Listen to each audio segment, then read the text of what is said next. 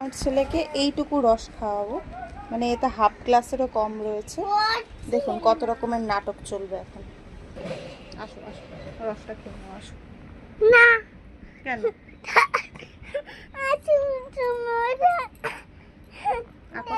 আমি ঢেলে দিচ্ছি। তুমি দেবে না? আমি দেবো না? তা কে দেবে? চলো পটাপট, ওই দেখো ওরা দেখছে জানিস, ওখান থেকে একটা পাখি আসবে, তাড়াতাড়ি।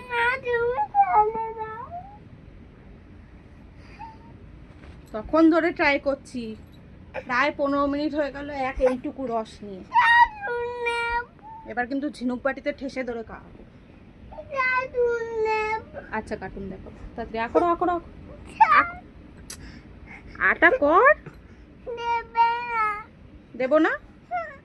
দাঁড়া, দেখুন কিভাবে খাওয়াই আমি ওকে। এই নিলাম, এই যে এই পাটাকে এইভাবে এই পা তুলে আটকালো, ওই দেখ ওরা দেখছে, এই দেখ, ওই দেখ, আকর কাতরি, আকর আকর, নাহলে ওরা বকা দেবে। আচ্ছা ঠিক আছে, আকর আকর তাড়াতাড়ি। ঝিনুক নিয়ে আসবো, দাঁতটাকে ছেটে রাখবে। আকর আকর আকর আকর, ঝটপট ঝটপট, কানলে কিন্তু বমি হয়ে যাবে, তাড়াতাড়ি আকরো। খাবি না?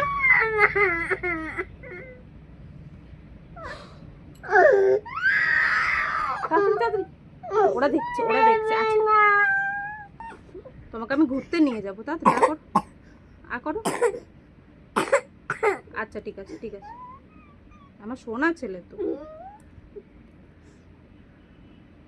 এই তো, আর একবার আর একবার, ব্যাস, এই শেষ। যা, কে খেলো রে? ওদেরকে দেখিয়ে দে, হয়ে গেছে। আচ্ছা কার্টুন দিয়ে দেবো।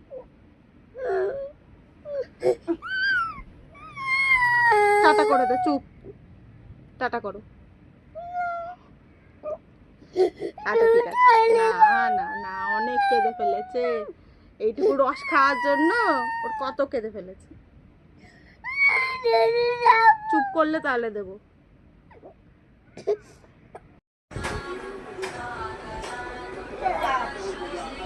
ছেলে লিচি ড্রিঙ্ক খেতে ভালোবাসে বলে দেখো কতগুলো লিচি ড্রিঙ্ক নিয়ে এসছে, আমিও একটু খাইনি।